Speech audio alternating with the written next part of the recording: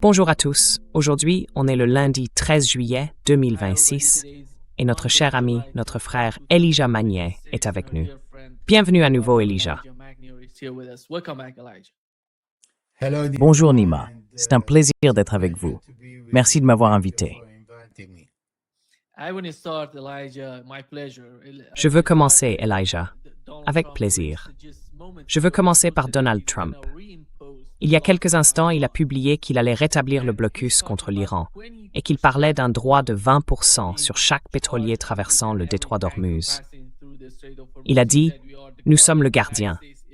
Les États-Unis seront le gardien du détroit d'Ormuz. » Le problème pour lui, sur le plan économique, c'est que l'Iran impose des sanctions d'1 million de dollars par pétrolier, alors que lui veut prélever 20%. Je plaisante à moitié. Je sais pas. Mais ça va devenir une vraie compétition économique avec les Iraniens. Et quand il parle du blocus du détroit d'Ormuz, en réalité, il veut dire qu'on va revenir à la situation d'avant la signature du protocole d'accord, à l'époque où le blocus existait déjà et où l'Iran avait le sien.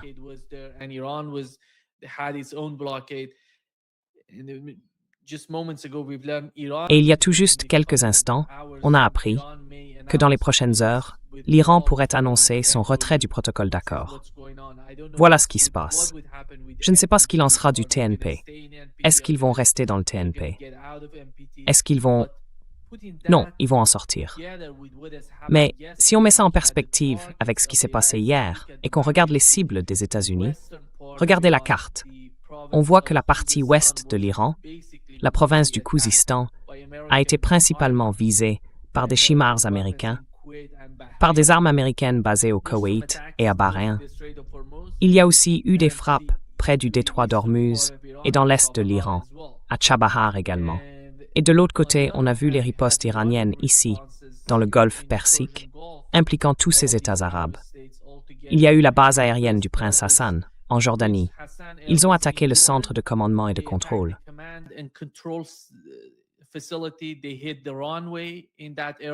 Ils ont frappé la piste de cette base aérienne. Ils ont touché un des abris des drones MQ-9, des drones américains. Ensuite, en arrivant au Koweït, les Patriots, les radars et les HIMARS, plusieurs bases ont été attaquées au Koweït. Et la 5e flotte, à Bahreïn, a aussi été visée. Au Qatar, il y a eu quelques attaques, puis ça s'est étendu aux Émirats arabes unis et à Oman. Oman, c'est très important, parce que Oman ne faisait pas partie des cibles iraniennes avant la guerre, pendant la guerre, ni même après le cessez-le-feu. Mais aujourd'hui, l'Iran attaque Oman et détruit des installations. D'après certains rapports, ils auraient détruit les systèmes de surveillance radar à Oman, ceux qui servaient à surveiller le détroit d'Ormuz. Voilà la situation actuelle. Les deux camps se frappent très durement, tout en parlant du nouveau blocus, le blocus qui reviendrait. Elijah, quelle est ta lecture de ce qui se passe dans le détroit?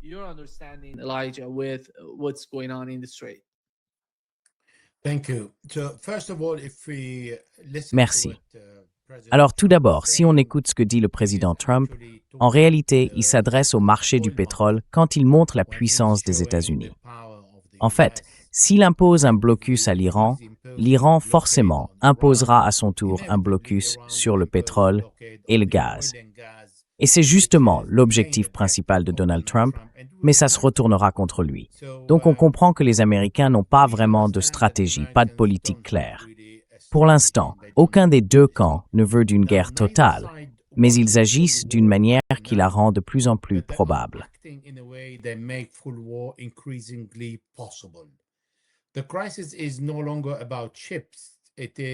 La crise, aujourd'hui, ce n'est plus une question de semi-conducteurs.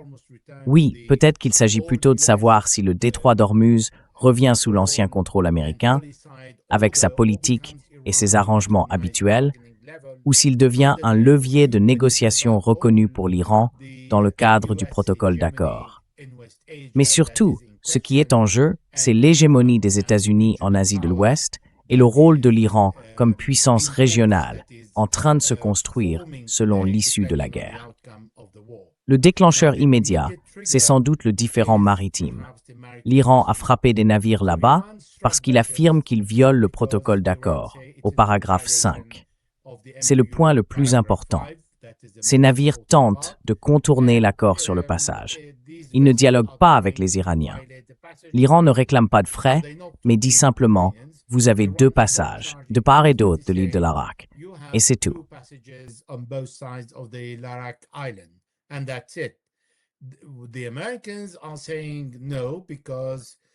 Les Américains disent non, parce que n'importe qui peut traverser d'un côté ou de l'autre, et ils veulent retirer cet élément, cette carte importante des mains de l'Iran. Et ça, l'Iran ne le permettra pas. Alors quand Trump a annoncé à nouveau le blocus mené par les États-Unis et proposé une taxe de 20% sur les cargaisons passant par le détroit, c'était vraiment une manœuvre très superficielle. Malgré tout, il y a des escalades, des bombardements.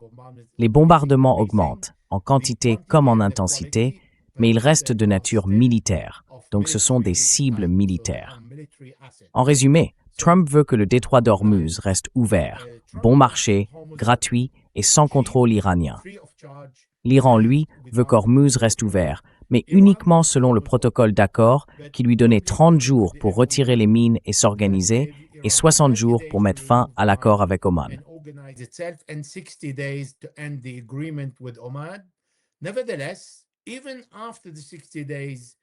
Et pourtant, même après les 60 jours, l'Iran dit « D'accord, mais qu'en est-il des paragraphes 1, 2, 3, 4, 6, 7 et de tous les autres? Qu'en est-il de l'argent que les Américains avaient promis de libérer sans condition? Qu'en est-il des sanctions? Qu'en est-il des compensations? Et surtout, qu'en est-il de la guerre au Liban et du retrait des Israéliens pour protéger la souveraineté du Liban? Donc, même avec l'ouverture du détroit d'Ormuz, selon les conditions iraniennes, ça ne suffira pas. Le problème reste entier parce que l'Iran n'a aucune intention d'offrir à Trump une victoire. Et c'est justement ce que Trump ne comprend pas.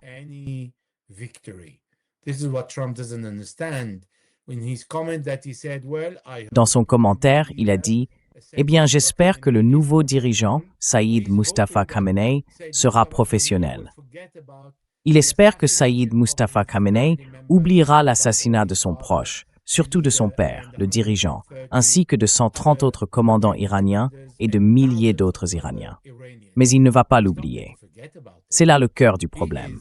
Parce que Saïd Mustafa Khamenei a déclaré que les criminels seraient poursuivis. Ça ne veut pas dire que l'Iran va aller les tuer, mais qu'ils demanderont justice. Et la justice peut être recherchée par l'intermédiaire des Nations Unies ou par d'autres voies.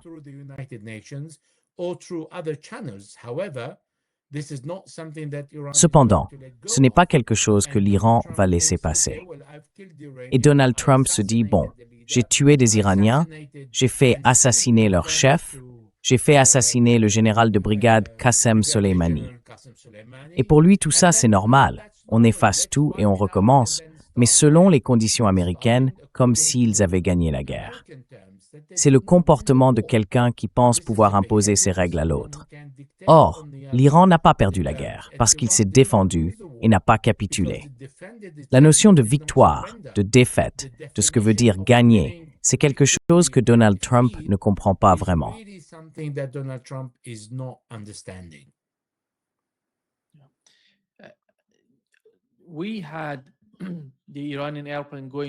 On avait cet avion iranien qui se rendait au Yémen.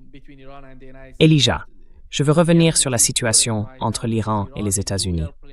Mais pour l'instant, ce qui se passe au Yémen est important, parce que le nouvel avion iranien est allé au Yémen avec la délégation yéménite qui rentrait chez elle. Et là, on voit l'Arabie saoudite attaquer l'aéroport international de Sanaa, frapper la piste d'atterrissage et empêcher l'avion de se poser. L'avion iranien s'est alors dirigé vers l'ouest du Yémen, dans une zone contrôlée par Ansarullah, à Al-Hodeïda, si je ne me trompe pas, à l'aéroport d'Al-Hodeïda.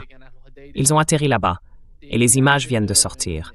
Tout va bien pour la délégation, ils sont arrivés. Mais le Yémen vient d'annoncer qu'il va répondre à l'Arabie saoudite, et que cette réponse est imminente. Quelles sont, selon vous, les options du Yémen face à l'Arabie saoudite? What are the options for Yemen when it comes to Saudi Arabia? Saudi Arabia offered Yemen L'Arabie saoudite a offert au Yémen, sur un plateau d'or, l'occasion de lancer cette attaque. Parce que, bien sûr, le Yémen disait soutenir l'Iran, soutenir le Hezbollah, soutenir le peuple palestinien. Mais il lui manquait la motivation pour déclencher une véritable intervention dans cette guerre. Aujourd'hui, les sanctions contre le Yémen n'ont toujours pas été levées. Et l'Arabie saoudite a même imposé une nouvelle sanction en bombardant un aéroport civil, après avoir déjà en 2022 détruit tous les avions civils et tout ce qui s'y trouvait. La délégation yéménite rentrait simplement chez elle. L'avion n'avait pas besoin de transporter des armes ou quoi que ce soit, parce que les armes trouvent déjà leur chemin autrement. Un petit avion ne peut pas transporter tout ce dont le Yémen a besoin. Au contraire, le Yémen est déjà un pays productif en matière d'armes, de missiles et de drones. Le savoir-faire nu être granit dismal.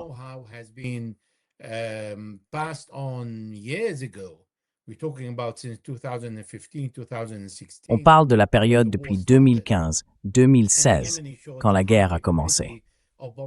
Et les Yéménites ont montré une grande capacité à bombarder Israël et à fabriquer leurs propres drones et missiles. Aujourd'hui, les Yéménites peuvent vraiment perturber la navigation en mer Rouge. Ils peuvent aggraver les dégâts et faire monter le prix du pétrole et du gaz pour tout le monde. Les Saoudiens exportent plus de 3 200 000 barils de pétrole par la mer Rouge. Si ce flux est interrompu ou perturbé, alors le monde se retrouve dans une grave crise économique.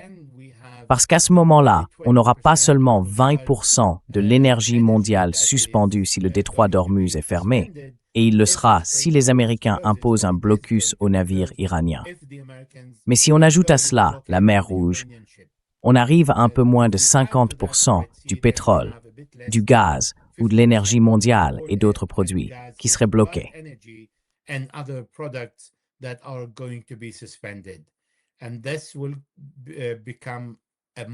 Et ça va devenir un problème bien plus important.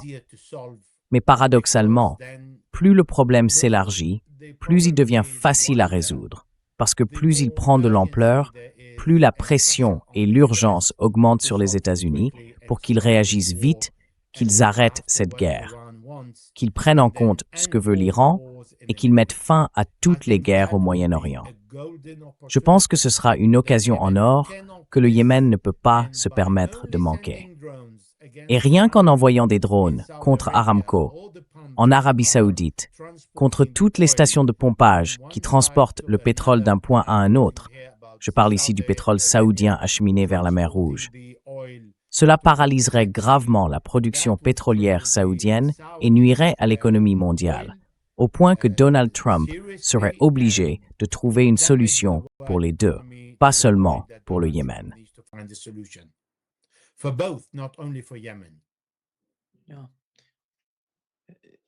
Oui. Je reviens sur la situation dans le détroit d'Ormuz et sur le cas d'Oman. Oman a subi d'énormes pressions de la part des pays occidentaux qui lui demandaient d'agir concernant le détroit ou de coopérer avec les États-Unis et d'autres pays de la région pour faciliter le passage des pétroliers dans le détroit d'Ormuz. Et puis d'un autre côté, on voit l'Iran. Hier, le ministre iranien des Affaires étrangères a déclaré qu'ils avaient détruit les bases américaines. Mais en réalité, ces pays du Golfe, les pays du CCG, sont littéralement en train de se transformer en bases américaines. Cela veut dire que les États-Unis envoient leurs armes ou leurs troupes dans différentes zones à l'intérieur de ces pays. C'est ainsi que les Iraniens perçoivent la situation. Alors, quand on parle d'Oman, qui était le seul pays à ne pas avoir été visé par l'Iran pendant la guerre, on constate qu'il n'est pas touché par les missiles ou les drones iraniens. C'est le calcul stratégique du côté iranien. Quelle est votre analyse et comment interprétez-vous cette nouvelle initiative de l'Iran vis-à-vis d'Oman?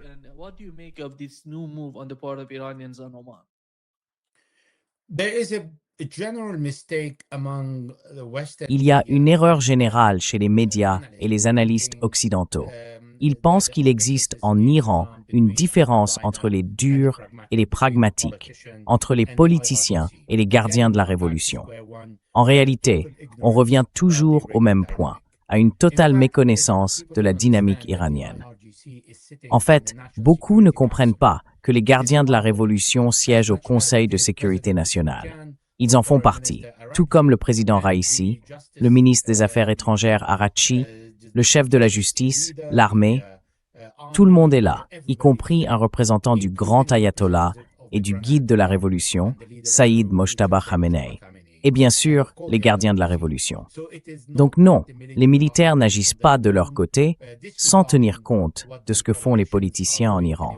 Il n'y a pas de pouvoir parallèle. Certains citent encore Jawad Zarif, quand il a critiqué le général de brigade Qassem Soleimani en parlant du Meydan, c'est-à-dire le champ de bataille. Mais ce n'est pas ça, c'est une action coordonnée. C'est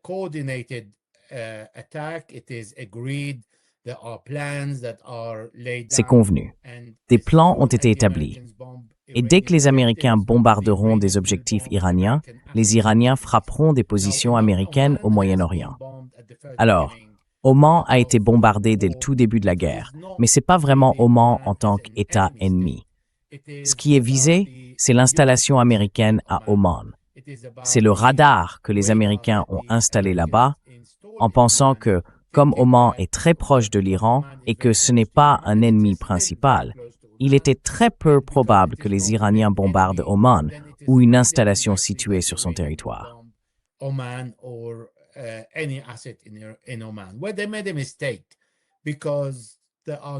Eh bien, ils ont fait une erreur, parce qu'il n'y a pas de tabou. Si des installations américaines se trouvent en Jordanie, en Syrie ou en Irak, et qu'elles sont utilisées comme base pour attaquer l'Iran, alors l'Iran appliquera toujours la résolution 3314 du Conseil de sécurité des Nations Unies, qui l'autorise à frapper tout pays depuis lequel une attaque contre son territoire est menée. Et si des moyens militaires américains sont utilisés pour attaquer l'Iran, ces moyens deviennent des cibles. C'est exactement ce que fait l'Iran, quel que soit le pays qui héberge ses forces américaines.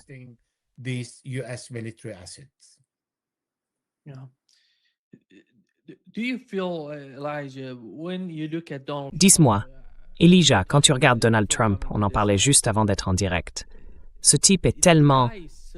Enfin, je ne sais pas comment interpréter son comportement. C'est complètement imprévisible. On ne sait jamais ce qui se passe dans sa tête. Et pourquoi il a décidé d'y aller, de signer ce protocole d'accord? Quelle était la principale pression?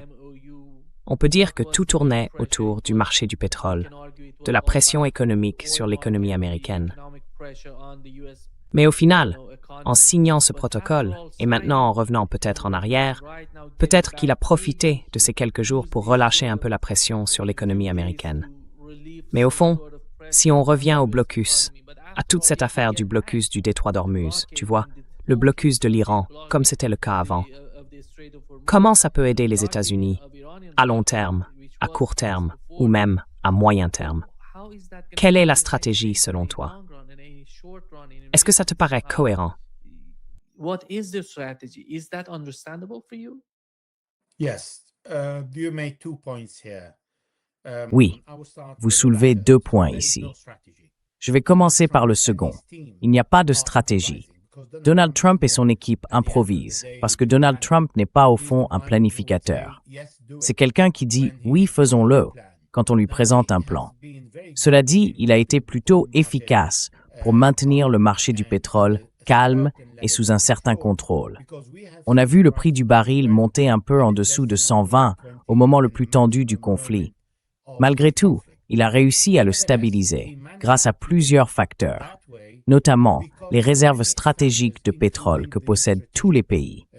Et quand on parle de réserves stratégiques, on pense à des pays comme la Chine ou les États-Unis.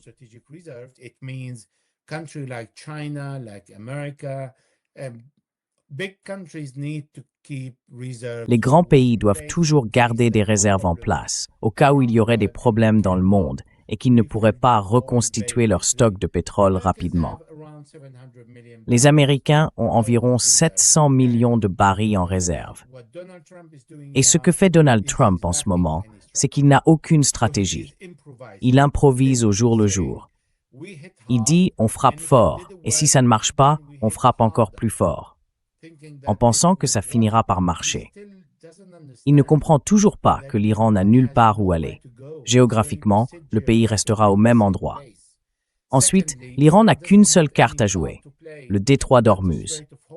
Et enfin, l'Iran va infliger des dégâts à tous les pays du Moyen-Orient qui accueillent des bases américaines, parce que ces bases sont à ciel ouvert. L'Iran, lui, a des bases souterraines.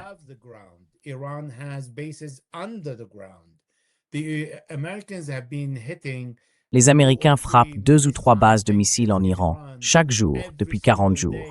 Ils l'ont fait, encore et encore, sans réussir à les détruire. Et pourtant, les mêmes missiles continuent d'être lancés depuis le même endroit, au nord de l'Iran. Le vrai problème, c'est qu'il n'y a pas de stratégie. Par rapport à votre premier point, vous disiez, si on analyse, si on réfléchit.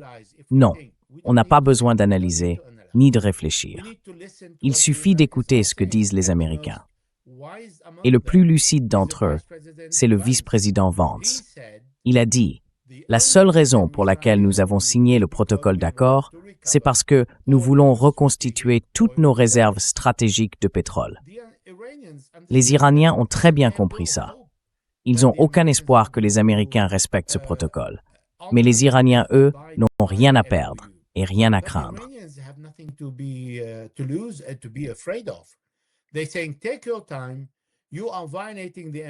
Ils disent, prenez votre temps, vous violez le protocole d'accord.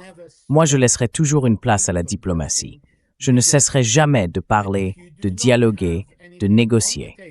Mais si vous n'avez rien de concret sur la table et que vous ne respectez pas le cadre que nous avons convenu, en commençant par le premier paragraphe, alors on peut discuter entre experts techniques autant que vous voulez. Mais au bout du compte, il ne se passera rien tant que vous n'aurez pas respecté tous les points sur lesquels nous nous sommes mis d'accord.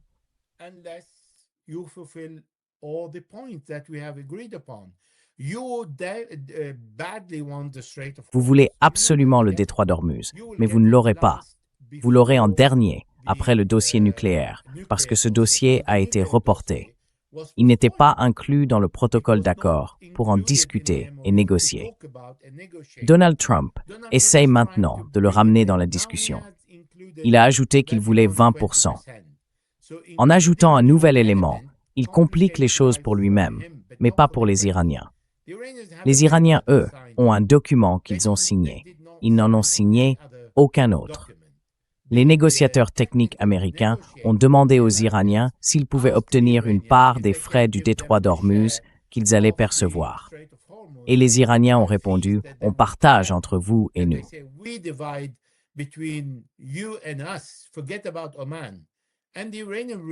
Oubliez Oman. Les Iraniens ont refusé et rejeté complètement cette proposition. Ils ont dit non, nous avons parlé avec les Omanais, pas avec vous. Le détroit d'Ormuz se trouve entre Oman et l'Iran et il n'y a pas de place pour les États-Unis, non seulement dans le détroit d'Ormuz, mais dans toute l'Asie de l'Ouest. Les Américains vivent encore sur une autre planète, en pensant que l'Empire américain est toujours aussi puissant qu'il l'était entre 1945 et 1990, quand la perestroïka a détruit l'Union soviétique. Eh bien, ce n'est plus le cas, et pour une seule raison. Pas parce que l'Iran est fort. Non, c'est parce que l'Iran n'a pas été vaincu par 2 puissances nucléaires.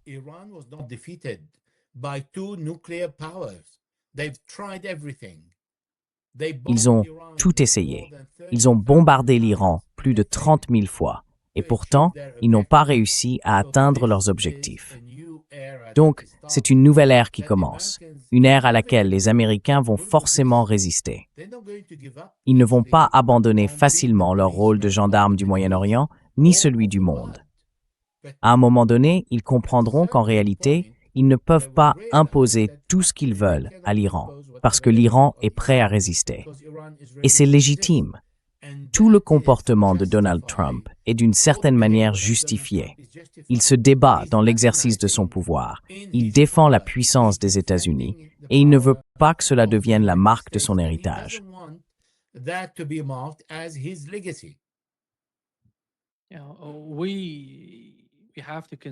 Oui, il faut aussi prendre en compte l'économie des pays du Golfe, parce qu'ils ont beaucoup souffert pendant la guerre. Ils étaient sous une pression énorme. Et à l'époque, les Émirats arabes unis manquaient même de liquidités. Et il y a tout juste quelques instants, une source du Golfe syrien a dit à Axis que les États-Unis n'avaient pas abordé avec leurs alliés de la région la question d'éventuels droits de passage pour sécuriser le détroit d'Ormuz. Est-ce qu'ils se considèrent vraiment comme des alliés des États-Unis?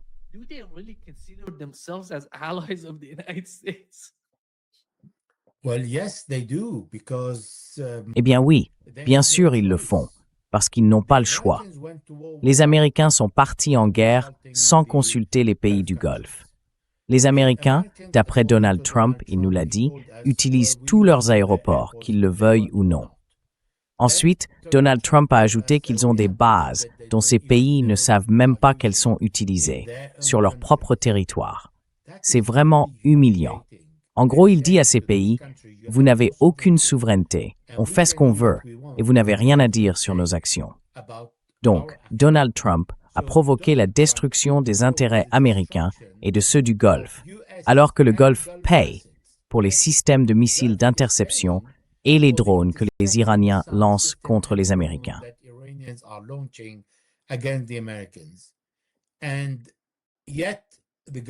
Et pourtant, aujourd'hui, les pays du Golfe sont pris au piège.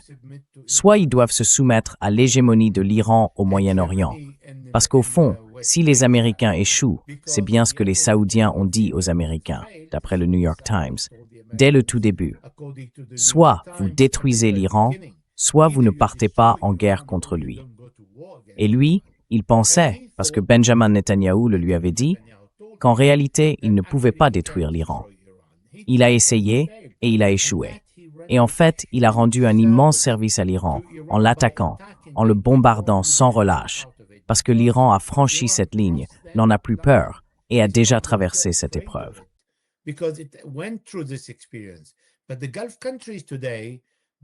Mais aujourd'hui, les pays du Golfe, ils doivent aller vers la Turquie, vers le Pakistan et chercher d'autres alliés, y compris les États-Unis, parce qu'ils ont peur des Américains. Donald Trump peut lancer toutes les révolutions de couleur qu'il veut. Il n'a même pas besoin de dire que c'en est une. Il dirait simplement « Je renverserai les régimes que je veux, quand je veux, dans le Golfe ». Il se moque sans arrêt de l'Arabie saoudite, le plus grand pays du Golfe, celui qui est censé être le plus respecté parmi les pays du CCG. Et pourtant, il ne cesse de se moquer de l'Arabie saoudite, d'insulter ses dirigeants. Et les Saoudiens, eux, ne disent rien parce qu'ils ne peuvent pas prévoir son comportement, ni savoir comment il réagirait s'il répondait.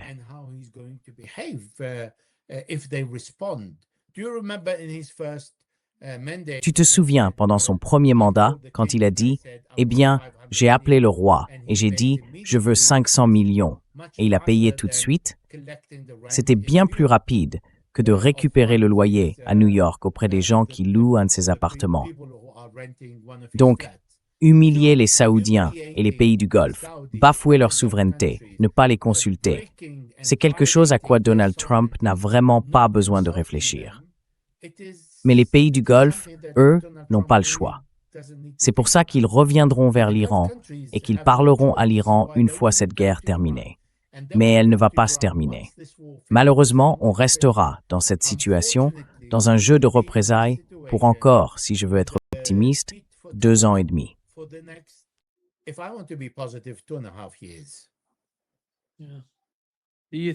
Oui. Vous pensez qu'il y a une chance que l'Iran attaque à nouveau Israël? Comment vous voyez la situation au Liban? Et selon vous, est-ce qu'il y a pour le moment une quelconque nécessité pour l'Iran d'attaquer Israël? Enfin, quelles sont les relations ou la communication entre l'Iran et le Hezbollah?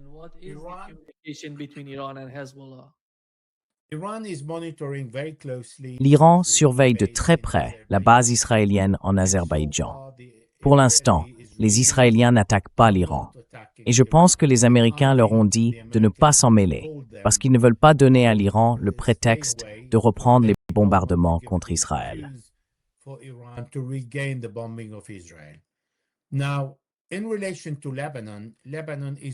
Alors, concernant le Liban attend, et le Hezbollah attend aussi.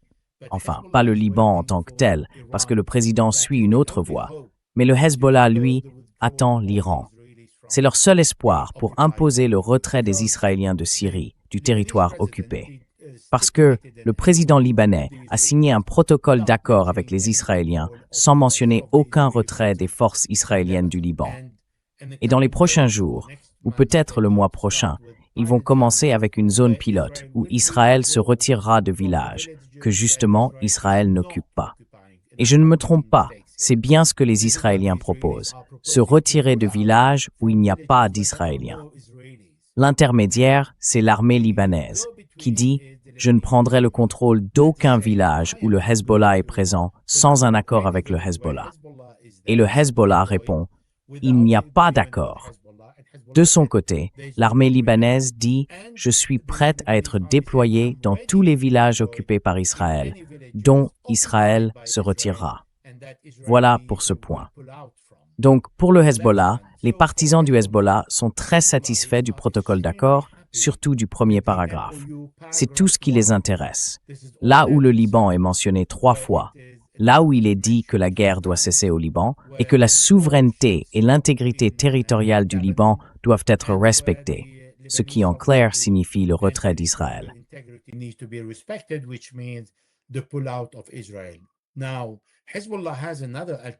Aujourd'hui, le Hezbollah a une autre option. Mais cette autre option, dans les années 80, avait pris 18 ans. Ça ne veut pas dire que le Hezbollah ne pourra jamais atteindre le moment où Israël se retirera du Liban. Mais ce sera beaucoup plus coûteux et ça prendra bien plus de temps que ce que l'Iran peut accomplir, même en 2 ans et demi. Le Hezbollah ne pourra pas forcer les Israéliens à partir en 2 ans et demi. C'est pour ça que le seul espoir, c'est le paragraphe 1 du protocole d'accord entre les États-Unis et l'Iran.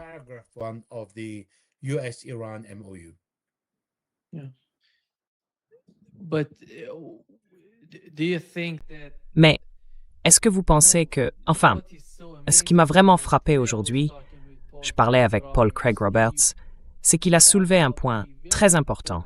Toute cette guerre a commencé avec la stratégie des Israéliens. Ils voulaient attaquer l'Iran, et les États-Unis ont coopéré, comme l'a dit Marco Rubio. Le plan, c'était qu'ils attaquent l'Iran et que l'Iran riposte contre les bases américaines. C'est pour ça que les États-Unis ont commencé à frapper l'Iran. August Baratituan.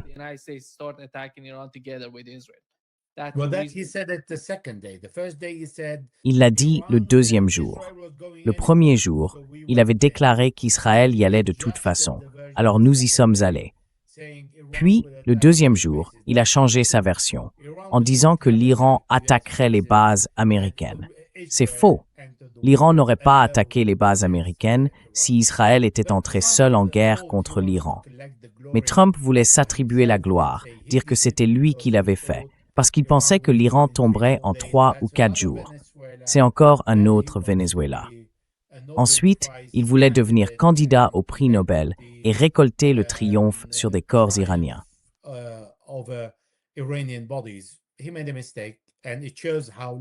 Il a fait une erreur, et ça montre à quel point les Américains et surtout les Israéliens comprennent mal l'Iran. Et ça, pour moi, ça a été une vraie découverte. Parce que j'ai toujours su que les Israéliens connaissaient très mal la raison d'être et l'idéologie du Hezbollah, leur manière d'agir et le lien organique qu'ils ont avec l'Iran. Ça, c'était très clair pour moi. Mais je ne pensais pas qu'Israël était à ce point ignorant de l'Iran. Et les Américains aussi, d'ailleurs, alors qu'il y a tellement d'Iraniens aux États-Unis qui comprennent très bien leur pays. Mais visiblement, on ne les écoute pas.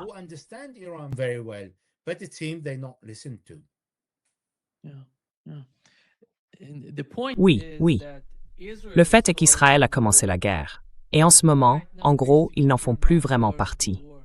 Les États-Unis attaquent l'Iran en utilisant les pays du CCG. Donc, les États-Unis se servent des pays du CCG pour frapper l'Iran.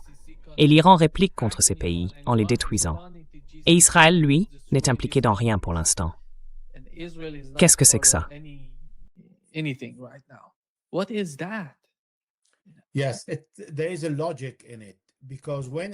Oui, il y a une logique là-dedans. Parce que quand Israël bombardait, il faut savoir qu'Israël occupe une place particulière dans le cœur des pays arabes. Les gens détestent Israël. Ils considèrent qu'Israël est une entité génocidaire.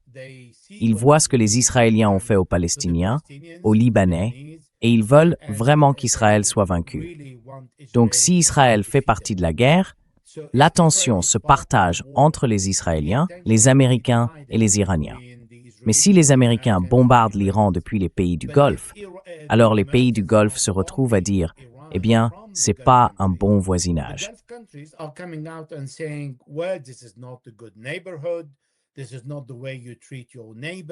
Ce n'est pas comme ça qu'on traite son voisin, comme s'il était innocent et qu'il n'avait pas bombardé l'Iran. Eh bien oui, si vous ne bombardez pas l'Iran vous-même, mais que vous prêtez votre territoire aux Américains pour qu'ils le fassent, comme ils l'ont fait aujourd'hui par exemple, depuis un endroit tout proche dans les pays du Golfe, alors l'Iran a été attaqué et l'Iran a riposté.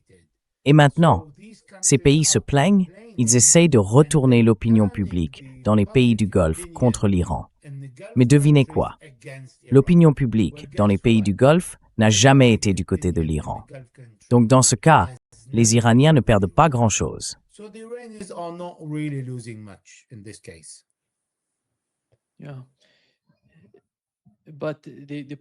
Oui. Mais la pression, selon vous, en connaissant les pays du Golfe, dans quelle mesure les dirigeants contrôlent-ils vraiment leur propre pays face aux forces internes? Et combien de temps peuvent-ils maintenir la pression sur la population? Est-ce que c'est une option réaliste pour les gens de dire « non, on souffre trop » et d'exercer une certaine pression sur le pouvoir? Ou bien voyez-vous plutôt une sorte de déconnexion entre les dirigeants et l'opinion publique dans les pays du Golfe?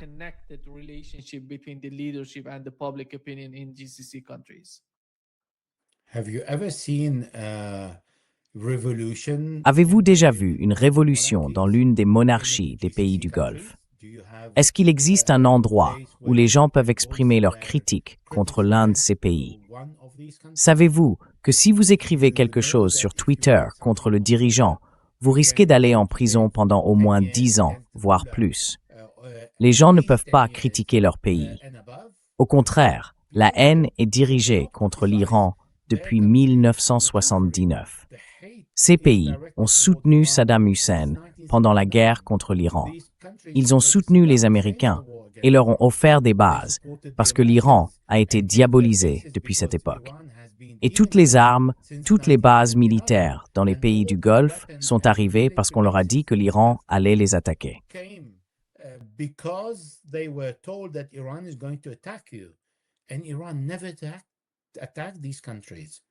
Et l'Iran n'a jamais attaqué ces pays.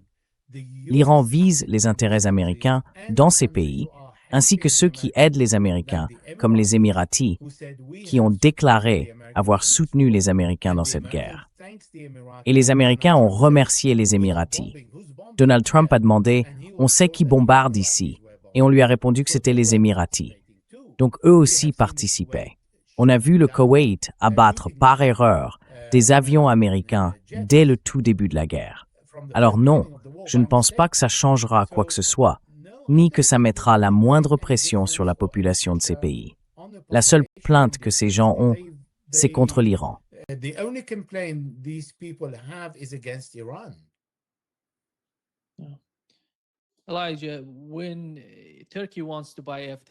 Elijah, quand la Turquie veut acheter des F-35 aux États-Unis, il semble que les États-Unis, d'après ce qu'on a entendu jusqu'à présent, imposent certaines restrictions à la Turquie. En gros, si vous voulez recevoir les F-35, vous devez vendre vos S-400, parce qu'ils ne veulent aucune interconnexion, aucune possibilité que les capacités du S-400 soient utilisées pour viser les F-35, pour les évaluer ou les réévaluer du côté turc. C'est pour ça qu'ils insistent là-dessus. Ils les poussent en quelque sorte à vendre leur S-400. Le gouvernement turc a acheté 2 systèmes S-400 en 2017 et il les a reçus en 2019, 2 ans après le paiement, apparemment. Donc, ils disposent de 2 systèmes de défense aérienne S-400 avec 4 batteries au total. Et il semblerait que la Russie leur ait donné le feu vert pour vendre ces S-400 aux Émirats arabes unis.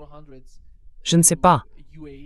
Comment tu vois cette histoire du transfert des S-400 vers les Émirats? Est-ce que c'est possible, selon toi, du point de vue de la Russie? Est-ce que c'est aussi ton interprétation de la position russe?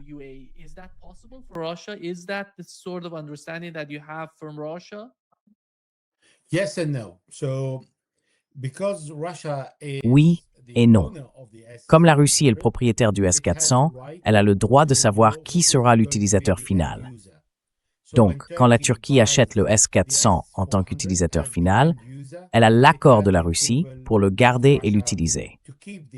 Si la Turquie veut le donner aux Émiratis, elle doit demander l'autorisation à la Russie parce que l'utilisateur final devient alors les Émirats arabes unis. C'est quelque chose que tous les pays font. Maintenant, le président Erdogan n'est pas stupide. Il acceptera de donner le S-400 aux Émiratis seulement quand il aura reçu le F-35. Il ne va pas se séparer du S-400 parce qu'il ne fait pas confiance aux Américains. La proposition venait de Donald Trump. Lui donner le F-35 dans un délai de 18 mois. Le président Erdogan a refusé, parce que dans 18 mois, on serait très proche de la fin du mandat de Donald Trump. Et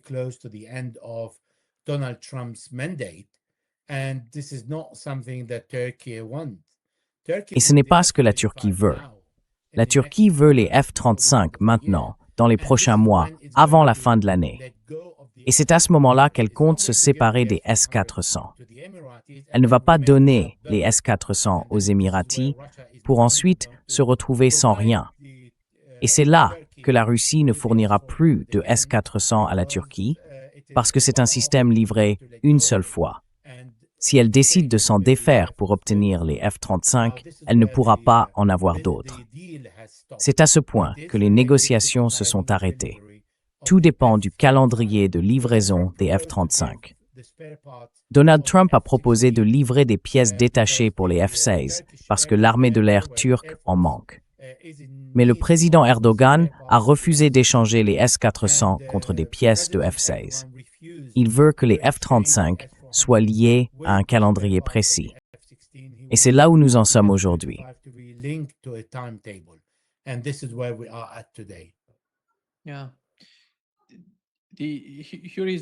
Oui. Voici le porte-parole du Comité iranien de sécurité nationale. Il dit que Trump a affirmé vouloir être le gardien du détroit d'Ormuz. Mais nous n'avons pas besoin de guerriers étrangers pour protéger le détroit. Et s'il insiste pour en être le gardien, il n'a qu'à aller devenir le gardien de la tombe de Lindsey Graham. Alors Elijah, est-ce que tu penses que ce soir, on peut s'attendre à une nouvelle escalade dans le détroit d'Ormuz? Parce qu'en ce moment, il y a deux scénarios. D'un côté, les Iraniens disent que le détroit est fermé. De l'autre, Donald Trump affirme qu'il est ouvert, qu'on l'utilise, et que quiconque veut passer par le détroit d'Ormuz peut le faire, avec la marine américaine sur place. Hier, certains rapports disaient que l'Iran aurait de nouveau tiré sur un navire de guerre américain dans le détroit d'Ormuz. Quelle est la situation là-bas, exactement? Le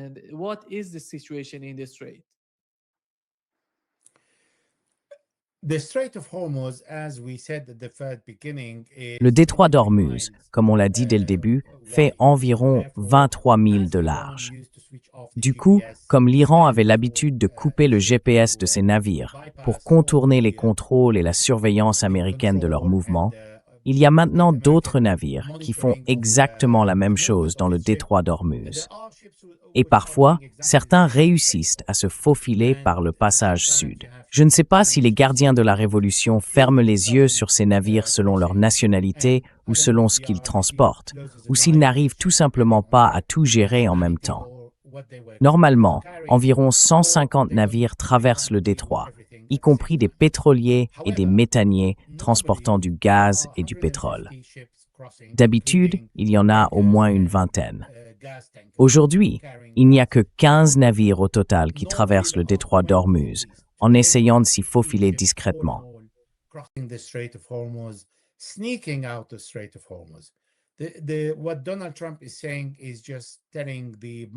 Ce que dit Donald Trump, c'est simplement pour dire au marché de ne pas paniquer, parce que le marché est très sensible aux réseaux sociaux et aux informations qui y circulent. Donald Trump est extrêmement rapide pour publier des messages sur les réseaux sociaux. plus rapide que son porte-parole à la Maison-Blanche, que le secrétaire d'État ou que n'importe quel autre média. C'est pour ça qu'il envoie sans arrêt ces messages pour calmer le marché, en disant « Non, c'est ouvert, les Iraniens mentent », alors qu'en réalité, c'est lui qui ment. Le détroit d'Ormuz n'est pas ouvert et il sera fermé aux pétroliers et au gaz naturel liquéfié si les Iraniens ne sont pas autorisés à exporter leur pétrole. Pour l'instant, Donald Trump a menacé sur Twitter, sur X, sur les réseaux sociaux, de fermer le détroit d'Ormuz aux navires iraniens. On Twitter, on X, on social media, but he did not really ask for the Navy to. Mais il n'a pas vraiment demandé à la marine d'aller imposer le blocus. Sinon, il se tirerait une balle dans le pied. S'il faisait ça, il ne fait aucun doute que le prix du pétrole grimperait. Mais s'il dit que non, que le détroit d'Ormuz reste ouvert, ça veut dire qu'il n'a pas vraiment l'intention de le bloquer. C'est une logique simple. Est-ce que Trump raisonne de façon logique? J'en doute. Donc on ne sait pas vraiment comment il réfléchit, parce qu'il peut être en colère dans la journée, puis se calmer le soir dans ses tweets.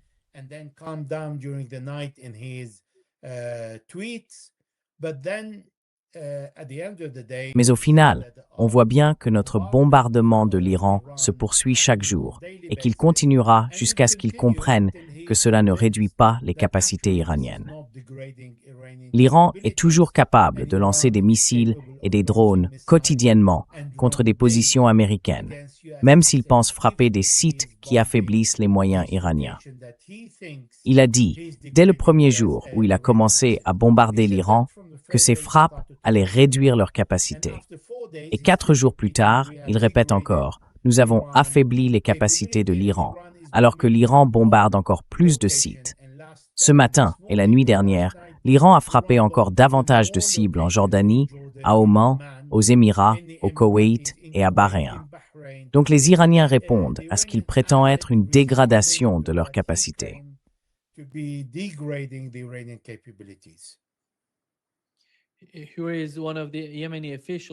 Voici l'un des responsables militaires yéménites, Mujib Shamsun al-Yémeni. Il a déclaré que bientôt, nos missiles et nos drones sacrés commenceraient à rendre visite à l'Arabie saoudite, à ses aéroports et à d'autres installations. Il semble donc qu'il prévoit, dans les prochaines heures, d'attaquer l'Arabie saoudite.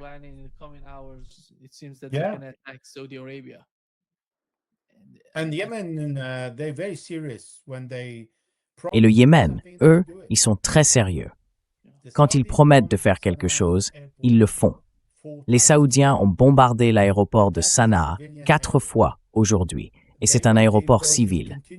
Ils veulent continuer à imposer les sanctions depuis des années déjà, et ils veulent défier les Yéménites, leur faire comprendre qu'ils ne peuvent pas aller en Iran, leur demander de les emmener en délégation aux funérailles, puis de les ramener.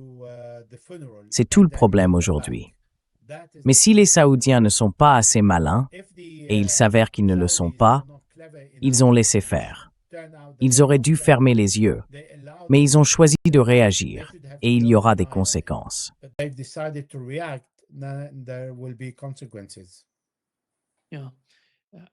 Oui, je pense que s'ils s'unissent et qu'ils endommagent peut-être l'oléoduc reliant l'Arabie saoudite à la mer Rouge, ce serait vraiment crucial pour l'Arabie saoudite en ce moment, parce qu'ils n'ont pas le détroit d'Ormuz.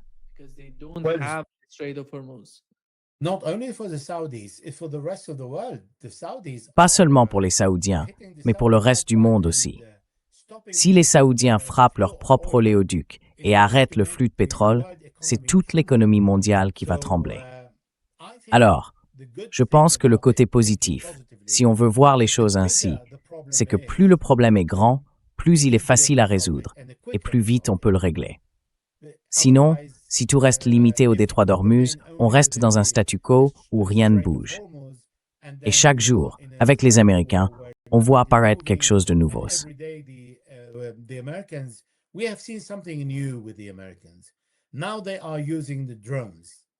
Maintenant, ils utilisent des drones kamikazes, ce qui veut dire qu'ils comptent continuer encore longtemps. Ça veut dire aussi qu'ils utilisent des missiles moins chers, plus les Tomahawk, plus ces missiles très coûteux, ils utilisent maintenant une version beaucoup moins chère. Et s'ils commencent à employer une version moins chère, c'est bien qu'ils veulent poursuivre pendant plusieurs semaines. Mais avec le Bab el-Mandeb ou avec les bombardements au Yémen, avec l'Arabie saoudite et le Yémen impliqués dans la guerre, l'équation a changé. Et ce sera grâce aux bombardements saoudiens sur l'aéroport de Sanaa que le monde exprimera sa reconnaissance.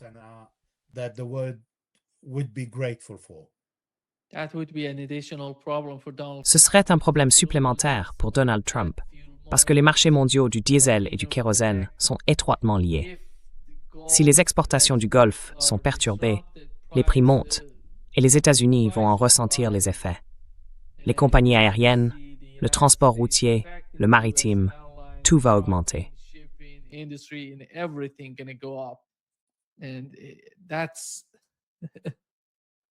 Et ça, c'est nouveau.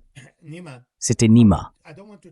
Je ne veux pas t'emmener ailleurs, mais c'était inévitable, parce que les Saoudiens ne pardonneront jamais au Hezbollah son intervention au Yémen, ni le fait d'avoir partagé son expérience du combat urbain, des engins explosifs improvisés, du tir de précision, de la manière de mener des opérations, tout ce savoir-faire avec les Yéménites.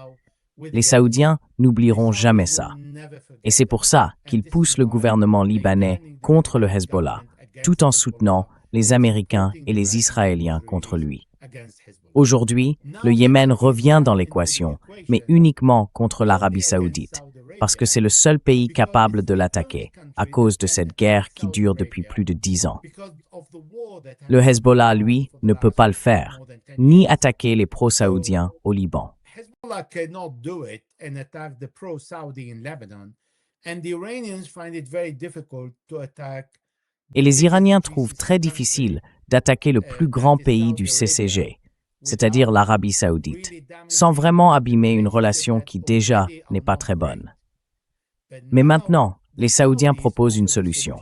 Bombarder l'aéroport de Sanaa, dire aux Yéménites « Je suis là, venez me frapper », et ainsi trouver une issue au problème pour le Hezbollah, pour l'Iran et même pour le détroit d'Ormuz, en déclenchant des attaques contre le pétrole saoudien et l'économie mondiale.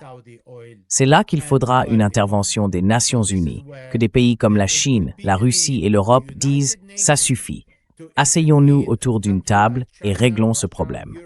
Parce que Donald Trump en est incapable. Donc, quelqu'un d'autre devra intervenir, mais seulement quand la situation deviendra encore plus grave. Et je pense que peut-être l'Arabie saoudite a trouvé la solution en bombardant Sanaa. Je l'espère.